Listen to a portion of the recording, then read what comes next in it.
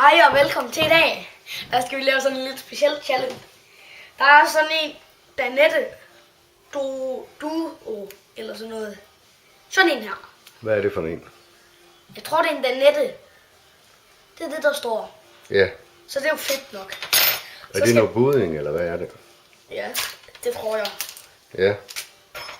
Og den ser sådan ud. Jeg tror det der det er flødeskum, og det håber jeg.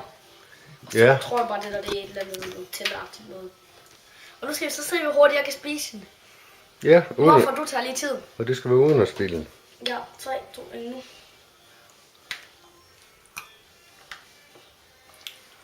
Det er noget sund morgenmad, hva' Lukas?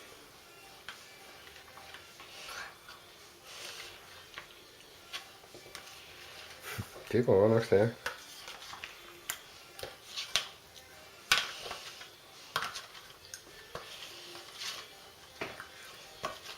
Så er det vist ikke.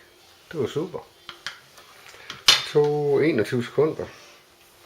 Ja, men så vil vi bare lige sige farvel herfra. Var det det? Hej hej.